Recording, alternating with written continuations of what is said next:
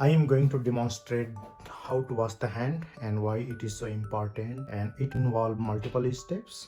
So here is one black color tube and I have gloves to demonstrate.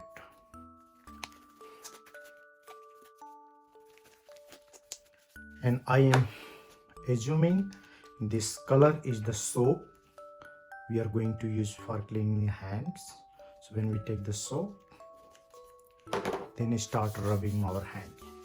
So when we do like this, so these are the only area which is clean. Then to clean between the fingers, we have to do like this. And then to clean this area, we have to do like this. So, and still the thumb, to clean the thumb, we have to do like this. And then again here. And then this portion.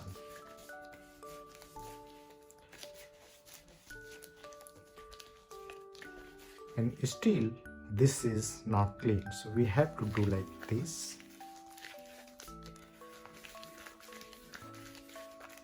And sometimes when we have the nails, we have to do like this to clean the nails.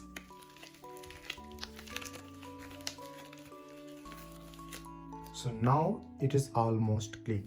So that is why hand washing involves like multiple steps to do it, to make sure the soap is all around the hands. So now this is a good procedure to clean the hand.